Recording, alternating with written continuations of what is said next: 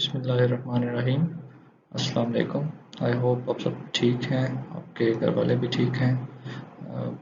आज हम lecture number 8 जो है उस पे डिस्कशन करेंगे। Lecture number 8 software process models के बारे में है। ठीक है। इसके जो कंटेंट्स हैं वो सॉफ्टवेयर प्रोसेस मॉडल्स, डिफरेंट हमने मॉडल्स देखने हैं और फिर एक जो मॉडल है उनमें से वाटरफॉल मॉडल, उसको हमने डिस्कस करना है in detail. Software process models जो हैं उनमें पहले तो वाटरफॉल मॉडल है। ठीक है। वाटरफॉल मॉडल जो है ये प्लान ड्रिवन मॉडल की ही एक टाइप है। ठीक है। इसमें separate and distinct phases of specification and development होते हैं। ठीक है। वाटरफॉल मॉडल जो है ये, इसको हम आगे डिटेल में भी देखते हैं। ठीक है। तो जनरली बस इसके बारे में ये सोचा जाता है कि ये प्लान ड्रिवन का है, so everything is planned and then जब आप प्लानिंग कंप्लीट कर लेते हैं तो फिर आप उसके एग्जीक्यूशन स्टार्ट करते हैं and there is no way back. ठीक है। देन है incremental specification, development and validation और interleaved may be plan driven और एजाइल। ठीक है। अब इस जो इंक्रीमेंटल है ये प्लान ड्रिवन भी हो सकता है और एजाइल भी हो सकता है। ठीक है। आप पहले सब कुछ प्लान कर लें कि ये इंक्रीमेंट आपने बनाने हैं और पहले आप बगैर प्लानिंग के एजाइल में ही चलेंगे, जैसे जैसे हमारे पास इनपुट आती जाएगी वैसे वैसे हम इसको एग्जीक्यूट करते जाएंगे। ठीक है। ओके। इसमें जो चीज़ें हैं, जो इम्पोर्टेंट चीज़ है इसके, जो आप कह सकते हैं डिस्टिंक्शन है फ्रॉम वाटरफॉल मॉडल, वो क्या है? स्पेसिफिकेशन, डेवलपमेंट एंड वैलिडेशन और इंटरलीव्ड। ये जो तीन स्टेप्स हैं ये इंटरलीव्ड होते हैं। इंटरलीव्ड मीन्स कि एक दूसरे के अंदर जो है ये घुसे होते हैं। किस तरह से कि आप स्पेसिफिकेशन कर रहे हैं और साथ ही साथ उसकी डेवलपमेंट भी हो रही है। सो स्पेसिफिकेशन भी चल रही है और डेवलपमेंट भी चल रही है। ठीक है। और डेवलपमेंट चल रही है और साथ ही वैलिडेशन भी चल रही है। ठीक है। आपने जितना सपोज अपना सॉफ्टवेयर डेवलप किया हुआ है उसको आप कस्टमर को दे देते हैं कि वो वैलिडेट करे और बाकी जो है आप डेवलप करते रहते हैं। ठीक है। सो ये हमारे पास इंक्रीमेंटल डेवलपमेंट है कि इसमें जो फेजेस हैं वो एक दूसरे के अंदर मर्ज हुए होते हैं। ठीक। देन है जी integration and configuration. The system is assembled from existing configurable components, may be plan driven or agile। अब अगेन इंटीग्रेशन एंड कॉन्फ़िगरेशन जो है ये भी प्लान ड्रिवन भी हो सकता है और एजाइल भी हो सकता है। You can plan before hand के आपको कोई जो चीज़ डेवलप करनी है उसमें से कितना कुछ से आपको पहले से मौजूद हैं वो आप उनके साथ जोड़ लेंगे या उनको कॉन्फ़िगर कर लेंगे। ठीक है। या फिर आपको नया डेवलप करना है। ठीक है। तो ये प्लान भी हो सकता है और एजाइल भी हो सकता है कि चलते चलते सपोज जब वर्क चल रहा है आप एग्जीक्यूट कर रहे हैं अपने सिस्टम की जो डेवलपमेंट है उसके स्टेप्स को, तो आपको उस वक्त साथ साथ इनपुट आ रही है और उसके मुताबिक आप जो है उसको चेंज कर रहे हैं। अब होता क्या है इसमें, ये जो इसमें असेंबलिंग होती है, मींस के जो अपने सॉफ्टवेयर के कंपोनेंट्स जो हैं उनको असेंबल करना है, वो आपके जो है ऐसे कंपोनेंट्स होते हैं जिनको आप नई नीड्स के अकॉर्डिंग कॉन्फ़िगर कर लेते हैं। ठीक हो गया।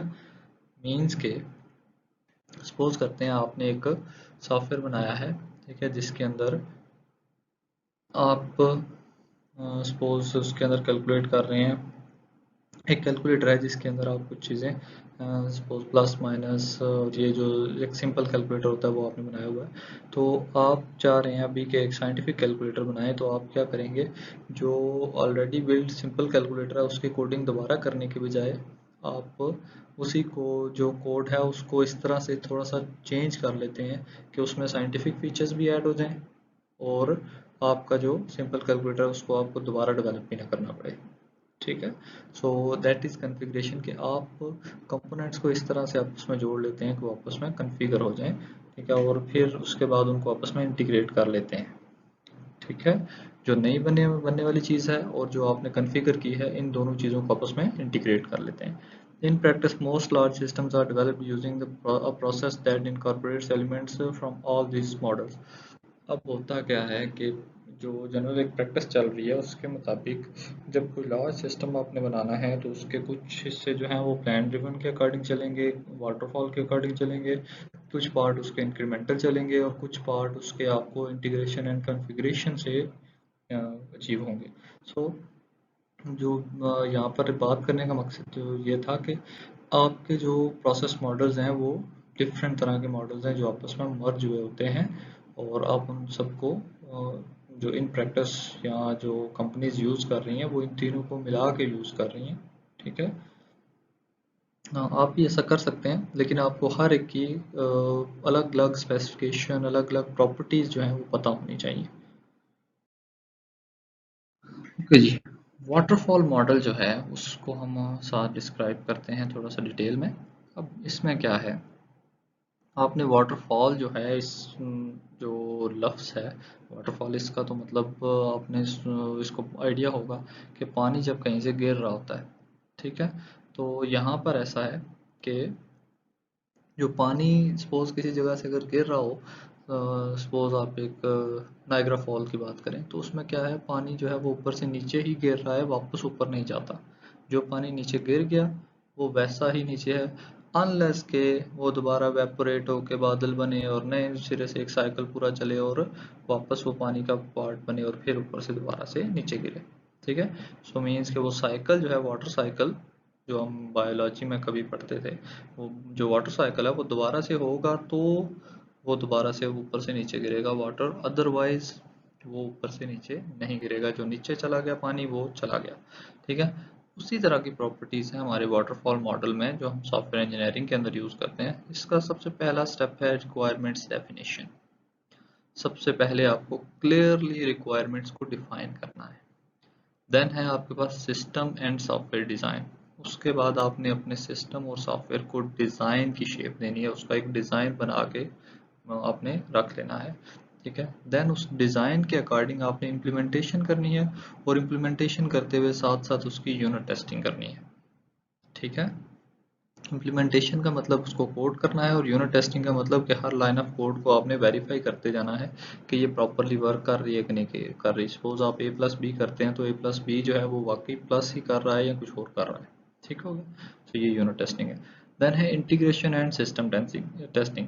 अब इंटीग्रेशन का यहाँ पर मतलब ये है जो आपने मॉड्यूल यहाँ पर इम्प्लीमेंटेशन में इम्प्लीमेंट किए हैं इस डिज़ाइन के अकॉर्डिंग, उसको आपने यहाँ पर इंटीग्रेट करते जाना है और उसके बाद उसकी टेस्टिंग करनी है। ठीक है। इंटीग्रेशन सिस्टम टेस्टिंग का मतलब यह है कि आप सिस्टम्स को आपस में इंटीग्रेट करेंगे, जो उसके मॉड्यूल्स हैं उनको आपस में इंटीग्रेट करेंगे और फिर उनकी टेस्टिंग करेंगे। सपोज दो कंपोनेंट इंडिविजुअली जब अच्छे वर्क कर रहे होंगे तो वो हमें यहाँ पर पता चलेगा कि यूनिट टेस्टिंग में वो अच्छा रिजल्ट देंगे। लेकिन जैसे ही उनको आपस में इंटीग्रेट किया जाए उनकी अगेन टेस्टिंग होनी चाहिए कि ये आपस में भी ठीक तरह से काम कर रहे हैं कि नहीं कर रहे। ठीक है। तो फिर इंटीग्रेशन टेस्टिंग करते हैं और जब सारे मॉड्यूल आपस में मिल जाते हैं तो फिर हम सिस्टम टेस्टिंग करते हैं कि सिस्टम भी आपस में प्रॉपरली वर्क कर रहा है कि नहीं कर रहा। ठीक है। देन आपके पास लास्ट स्टेप आता है जी इन ऑपरेशन एंड मेंटेनेंस। उसके बाद आपने इसको फील्ड में लेके जाना है, डिप्लॉय करना है और वहाँ पर ये ऑपरेट करेगा और उसको मेंटेन किया जाएगा स्टेप बाय स्टेप। यहाँ पर जो एक चीज़ देखने वाली है वो ये है कि आपको यहाँ पर एरोज जो नज़र आ रही हैं, ठीक है, ये एरोज क्या शो कर रही हैं कि आप जो है यहाँ से इस स्टेप में जाएंगे, उसके बाद इस स्टेप में जाएंगे, उसके बाद इस स्टेप में जाएंगे, उसके बाद इस स्टेप में जाएंगे। लेकिन अगर आप बैक एरोज को चेक करें तो यहाँ से किसी एक स्टेप से भी आप ये एरो बैक की तरफ जाते हुए नहीं देखेंगे।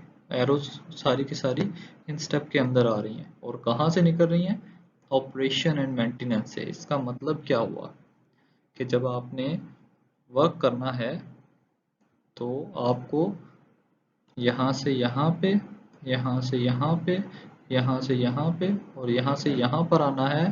देन आपको अगर फील होता है कोई चीज़ गलत हो गई है तो फिर आप वो चेक करेंगे यहाँ पर गलत है कि यहाँ पर गलत है कि यहाँ पर गलत है या यहाँ पर गलत है। ठीक है। वो चीज़ आपको इस जगह पे पता चलेगी। ठीक है। सो जब आपको सपोज करते हैं हम कि रिक्वायरमेंट में गलती हो गई आपसे, तो आप ये नहीं करेंगे कि आपको डिज़ाइन में रिक्वायरमेंट की गलती का पता चला और आप फिर वापस यहाँ से कोई ऐसा, यहाँ पर अगर आप पाथ देखें, ये जो चीज़ें हैं ये क्या हैं, ये arrow into the steps हैं, आउट ऑफ द स्टेप नहीं है। ठीक है, मीन्स के ये सारी की सारी एरोज शो कर रही हैं कि इस स्टेप में वापस आ सकते हैं, इस स्टेप से निकलने के लिए आपको इधर ही जाना है, आगे ही जाना है। ठीक है, इस स्टेप से नो वे बैक है, मीन्स कि कोई ऐसी एरो नहीं है जो यहाँ से निकले और यहाँ पे सपोज इसमें चली जाए। ठीक है, ऐसी कोई एरो हमारे पास मौजूद नहीं है। ठीक हो गया। so, इसका मतलब ये हुआ कि जैसे हमने एक बात की थी कि अगर हमारे पास एक, वो जैसे हमने वाटरफॉल की बात की, नाइग्रा फॉल की सपोज हमने एग्जांपल किया, हमने कहा कि जब पानी एक दफ़ा नीचे गिर गया, ठीक है, तो उसके बाद उसको ऊपर आने के लिए पूरा साइकिल दोबारा से करना पड़ेगा। सपोज आप कहते हैं रिक्वायरमेंट में गलती है, तो आप सारा इम्प्लीमेंट करके यहाँ पर जाएंगे, यहाँ से वापस आपको रिक्वायरमेंट में आना पड़ेगा। ठीक है, और वापस रिक्वायरमेंट में आने का मतलब क्या है, सारी रिक्वायरमेंट्स दोबारा से चेक करें, सारा डिज़ाइन दोबारा से चेक करें, सारे इम्प्लीमेंटेशन दोबारा से करें, सारी इंटीग्रेशन दोबारा से करें, सिस्टम टेस्टिंग करें और फिर आप ऑपरेशन पे आ जाएं दोबारा से। ठीक है, अगर आपको ऑपरेशन में आके फील होता है कि आपके इंटीग्रेशन में कहीं मिस्टेक रह गई है, तो आप इंटीग्रेशन में जा सकते हैं, यहाँ से इस स्टेप से इंटीग्रेशन में जा सकते हैं। ठीक है, लेकिन अगर आपको इंटीग्रेशन में आके फील हुआ है कि कोई डिज़ाइन की एरर है, तो आप इंटीग्रेशन से निकल के डिज़ाइन में नहीं जा सकते, आपको ऑपरेशन की तरफ ही जाना है। ठीक है, वो इम्प्लीमेंट करके ऑपरेशन में जाके चेक करके फिर वापस इस तरफ आना पड़ेगा, जो भी जिस भी फेज के अंदर मिस्टेक है। ठीक है, so there are separate identified phases of in the model, waterfall model. चूंकि ये एक प्लान ड्रिवन मॉडल है, तो इसके सारे जो फेजेस हैं वो आइडेंटिफाइड हैं और सेपरेट हैं। सो सबसे पहला है requirement analysis and definition, then system and software design, implementation and unit testing, integration and system testing, operation and maintenance. ये सारी चीज़ें हमने डिस्कस की हैं, ये क्या क्या चीज़ें। The main drawback of the waterfall model is the difficulty of accommodating change after the process is underway। जैसे हमने बात की कि जब एक दफ़ा हमारे पास वो फेजेस स्टार्ट हो जाते हैं, तो there is no way back। ठीक है, आप वहाँ से वापस नहीं जा सकते। सो अगर आप सपोज एक दफ़ा आपको रिक्वायरमेंट्स मिली और उसमें उन्होंने एक स्पेसिफिक बात की आपके कस्टमर ने कि मुझे ये चीज़ चाहिए, आप वो इम्प्लीमेंट कर रहे थे और कस्टमर जो है वो एक चेंज रिक्वायर करता है, तो आप जब इम्प्लीमेंट करना शुरू कर देंगे, इम्प्लीमेंट का मतलब ये है कि आपने रिक्वायरमेंट्स कंप्लीट कर ली और आप डिज़ाइन के फेज़ में चले गए, तो अब आप कस्टमर की नहीं सुनेंगे। ठीक है, अब आपको जो आपका प्लान बना हुआ था, आप उसके अकॉर्डिंग, जो रिक्वायरमेंट्स हैं उसके अकॉर्डिंग ही इम्प्लीमेंट करेंगे। ठीक है, सो वाटरफॉल मॉडल जो है वो चेंज को अकोमोडेट नहीं करने देता। In principle a phase has to be completed before moving on to the next phase. तो अगर सपोज आप रिक्वायरमेंट के फेज में हैं, तो जब तक रिक्वायरमेंट का फेज कंप्लीट नहीं होगा, आप नेक्स्ट फेज में नहीं जाएंगे। ठीक है, so there is no interleaving. ठीक है, सारी रिक्वायरमेंट्स क्लियर होंगी तो फिर आप डिज़ाइन पे जाएंगे, सारा डिज़ाइन जो है वो कंप्लीट होगा तो आप इम्प्लीमेंटेशन और यूनिट टेस्टिंग पे जाएंगे। सारी इम्प्लीमेंटेशन और यूनिट टेस्टिंग हो जाएगी तो फिर आप इंटीग्रेशन एंड सिस्टम टेस्टिंग की तरफ जाएंगे, और जब ये सब कुछ कंप्लीट हो जाएगा तो फिर आप फाइनली मूव करेंगे ऑपरेशन एंड मेंटेनेंस की तरफ। वहाँ पर जाकर आपको पता चलेगा कि किसी में कोई मिस्टेक है या नहीं है, तो फिर आप वापस उस फेज पे जाके दोबारा से सारा साइकिल जो है वो जितना वो बनता है उसके मुताबिक वो सारा कंप्लीट करेंगे।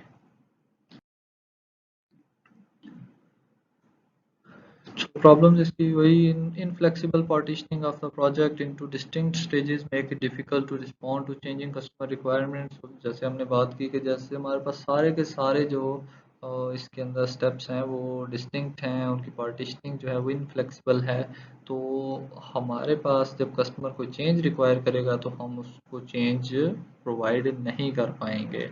Therefore, this model is only appropriate when the requirements are well understood and changes will be fairly limited during the design process.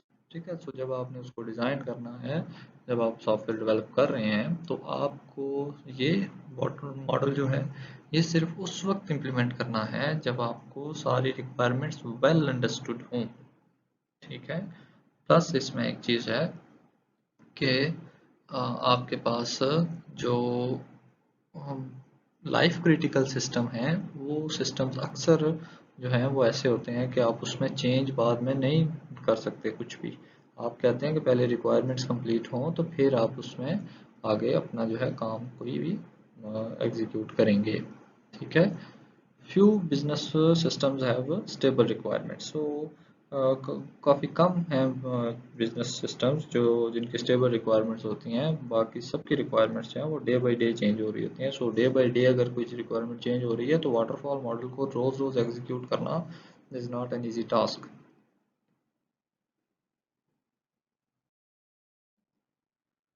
The waterfall model is mostly used for large system engineering projects where a system is developed at several sites.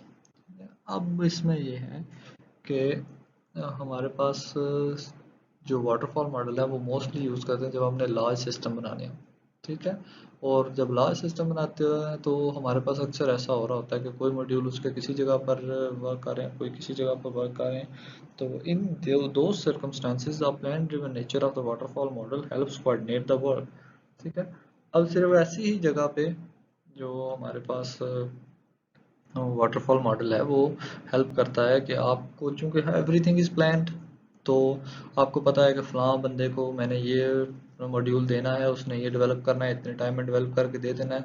तो बाकी अगला काम मैं इस person को दे सकता हूँ, फ़लाँ कंपनी को दे सकता हूँ, फ़लाँ कंट्री को दे सकता हूँ, फ़लाँ साइट पे भेज सकता हूँ। तो अगर आप जियोग्राफिकली डिस्पर्स भी हों एक दूसरे से, तो भी आप वो काम कर सकते हैं क्योंकि सब कुछ प्लान्ड है। ठीक है। अगर प्लान ना हो, डेली की बेस पे चेंज आ रही हो, तो सबको चेंज नोटिफाई करना, ठीक है, ये डिफिकल्ट हो जाता है। सो वाटरफॉल मॉडल जो है इसमें थोड़ा सा हेल्प कर देता है। प्लान है सब कुछ, तो आपको जो है कोऑर्डिनेट कर। एलिमेंट केयर के बारे में हम पहले डिस्कस किया था। ठीक है। आज हम उसके कुछ की फीचर्स डिस्कस करेंगे। मैंने इसके बारे में आर्किटेक्चर को डिज़ाइन करने का आपको कहा हुआ था कि आप मुझे इसके आर्किटेक्चर डिज़ाइन करके दीजिए। वो आज जो है हम उसका आर्किटेक्चर भी देख लेंगे कि प्रॉपर आर्किटेक्चर उसका क्या है। सो सबसे पहला इसका जो है इंडिविजुअल केयर मैनेजमेंट। इसमें ये है कि आपको जो है जो हमारे क्लिनिक को मैनेज करने वाले हैं वो रिकॉर्ड क्रिएट कर सकते हैं पेशेंट्स का, edit the information in the system, view the patient history, the system support status summaries, so that doctors can quickly learn about the key problems and treatment that have been prescribed. So doctors जो हैं वो सारी जो records हैं वो देख सकते हैं। मींस कि अभी वो आपको फाइल लेके जाने की ज़रूरत नहीं है। ये सिस्टम जो है ये इस तरह से हेल्प करेगा कि आपके सारा रिकॉर्ड ऑलरेडी डॉक्टर के पास होगा। वो आपके पेशेंट आईडी जो है उसके अकॉर्डिंग आपको चेक कर लेगा कि भैया आपके पहले क्या प्रिस्क्रिप्शंस हैं, क्या आपकी मेडिकेशन चल रही है, और किस तरह से आपकी जो है डायग्नोसिस हो रहे हैं, किस तरह से आप रिकवर कर रहे हैं या प्रॉब्लम्स जो है वो परसिस्ट कर रही हैं। तो वो सारी चीज़ें, वो जो सारा रिकॉर्ड है वो हमारे पास ऑलरेडी मौजूद होगा, इंडिविजुअल होगा कि हर एक पर्सन का अलग अलग रिकॉर्ड हमारे पास मौजूद है। Patient monitoring, the system monitors the record of the patient that are involved in treatment and issues warning if possible problems are detected. ठीक है। अब ये है कि अगर जब आपके पास पेशेंट का रिकॉर्ड होगा, ठीक है, तो आप उसको देखेंगे, उसमें जो है उसके ट्रीटमेंट्स को चेक करेंगे, उसको वार्निंग्स इशू करेंगे कि भाई इस फलां टाइम पे आपने ये करना था, आपने मेडिसिन नहीं ली, आपको फलां सपोज डे पे या फलां डेट पे फलां पीरियड के अंदर आपको जो है चेक करने थे। सपोज अपने जो है डॉक्टर के साथ मीटिंग करनी थी, आपने नहीं की, तो कोई भी अगर प्रॉब्लम आती है तो उसको वो डिटेक्ट कर सकता है अपने पेशेंट मॉनिटरिंग के अंदर। ठीक है। Then administrative reporting, the system generates monthly management reports showing the number of patients treated at each clinic, the number of patients who have entered and left the care system, number of patients sectioned, the drugs prescribed and their cost। हर एक चीज़ का जो record है उसकी reports generate होती हैं monthly basis पे।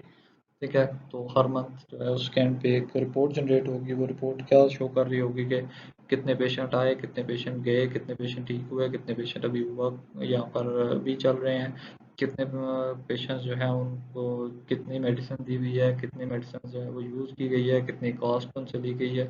सो सब कुछ जो है उनके पास रिपोर्ट के फॉर्म में मौजूद होगा। अब कंसर्न्स ऑफ मेंट केयर क्या है? चूंकि ये एक मेडिकल सिस्टम है, तो इसमें सबसे पहली बात आ जाती है प्राइवेसी की। It is essential that the patient information is confidential and is never disclosed to anyone apart from authorized medical staff and the patient themselves. जब आप किसी की साइकोलॉजिकल ट्रीटमेंट कर रहे हो, ठीक है, तो ये आपकी रिस्पॉन्सिबिलिटी बनती है कि आपने उसकी इंफॉर्मेशन जो है वो किसी और पर्सन को नहीं देनी। ठीक है, किसी भी और पर्सन को उसकी इन्फॉर्मेशन नहीं देनी, अनलेस के जो पर्सन उसके साथ आ रहा है उसके फैमिली मेम्बर या जो भी है।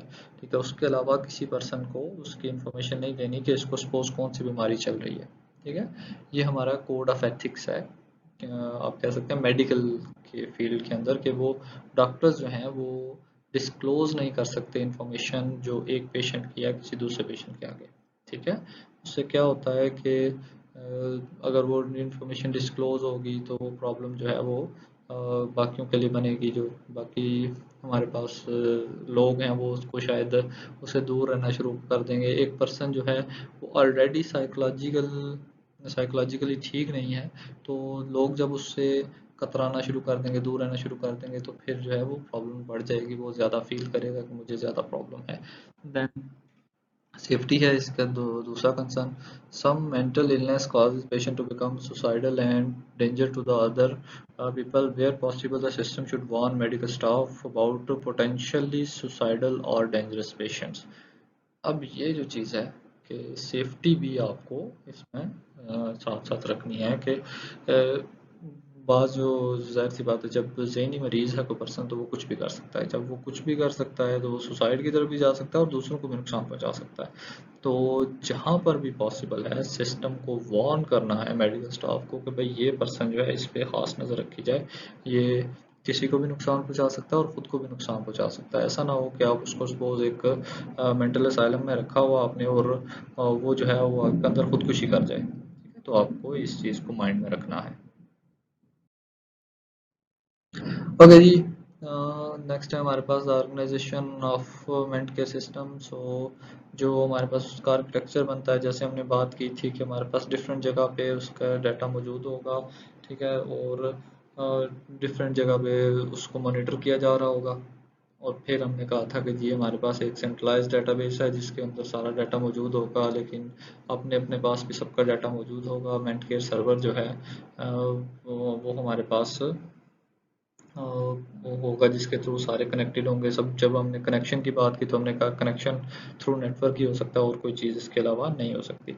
सो यहाँ पर हमारे पास ये चीज़ शो हो रही है कि हमारे पास मेंट केयर क्लाइंट्स जो हैं, ठीक है, मीन्स के मेंट केयर क्लाइंट्स यहाँ पर वो हमारे पास ऑफिसेज या वो क्लिनिक्स हैं जहाँ पर ये सारी चीज़ें सारी फैसिलिटीज़ प्रोवाइड की गई हैं। सो ये जो हैं ये सारे 3 4 जितने भी आपने रखने हैं, ये सारे के सारे किसके साथ कनेक्टेड है? नेटवर्क के साथ। और नेटवर्क कनेक्टेड है मेंट केयर सर्वर के साथ, और सर्वर के अंदर पड़ा हुआ है हमारे पास पेशेंट का डेटाबेस। ठीक हो गया। सो क्या है आपके पास के इंफॉर्मेशन जो है वो यहाँ से दोनों एंड पे फ्लो कर रही है। मींस के मेंट केयर जो है वो नेटवर्क से फेच भी करेगा इंफॉर्मेशन और नेटवर्क पे प्रोवाइड भी करेगा। फेच क्यों करनी है? पेशेंट की हिस्ट्री देखनी है हमने, तो जाहिर सी बात है डाटाबेस के अंदर पड़ा हुआ है, तो यहाँ से जो है एक हमारे पास फ्लो इस तरह से बनेगा। और अगर हमारा हमने डाटा जो है वो नए सपोज प्रेस्क्रिप्शन आप उसको कोई देते हैं तो वो डाटाबेस में स्टोर करने की भी ज़रूरत है, तो वो पुश करने के लिए आपको ये फ्लो भी फॉलो करना पड़ेगा। सो ये दोनों साइड पे ये फ्लो जो है वो चलता है। ठीक हो गया। सो हमारे पास मेंट केयर के क्लाइंट्स हैं वो नेटवर्क के साथ कनेक्टेड होंगे, नेटवर्क जो है वो आगे सर्वर के साथ कनेक्टेड होगा और सर्वर जो है वो डेटाबेस के साथ। अब ये इंतहाई सिंप्लीफाइड जो फॉर्म है उसके आर्किटेक्चर की, कि इसके अंदर हमने नहीं देखा कि नेटवर्क कौन सा इम्प्लीमेंट किया हुआ है, सर्वर कौन सा यूज़ कर रहे हैं, डेटाबेस में किस तरह की चीज़ें यूज़ की गई हैं, और हमारे पास क्लाइंट्स के पास किस तरह के सिस्टम्स मौजूद हैं। तो ये सारी चीज़ें हमने डिटेल जो है वो नहीं दी, हमने जस्ट उसके जो एब्स्ट्रैक्ट रिप्रेजेंटेशन है वो दी हुई है। आर्किटेक्चर होती ही ये चीज़ है कि एब्स्ट्रैक्ट रिप्रेजेंटेशन दी जाए किसी भी सिस्टम की। ठीक हो गया। तो ये हमारे रेफरेंस, इस बुक को आप फॉलो करें, इसमें डिटेल में मौजूद हैं चीज़ें सारी। आप लोगों के लिए अभी एक क्वेश्चन है, आप लोगों ने एक असाइनमेंट बनानी है, ठीक है, जिसमें आपने 20 प्रोसेस मॉडल्स जो हैं वो मुझे देने हैं आगे, उनकी डिटेल बनानी है, ठीक है, वो उन पे स्टडी करें। मैं आपके साथ उसके जो है शेयर करूँगा, कुछ सैम्पल जो है असाइनमेंट का क्वेश्चन जो है वो भी शेयर कर दूँगा। तो आप लोग उसको ज़रूर देख लीजिएगा, CMS पे शेयर करूँगा, व्हाट्सएप पे भी कर दूँगा, ठीक है। तो आप लोग उस चीज़ को देख लीजिएगा, कल एक असाइनमेंट आपकी आ रही है, ठीक है, तो be ready for that. Okay जी, थैंक यू सो मच। अल्लाह आप लोगों की हिफाजत करे, आपके घर वालों की भी हिफाजत करे, अपना बहुत सारा ख्याल रखिएगा। Thank you so much. अल्लाह हाफिज़।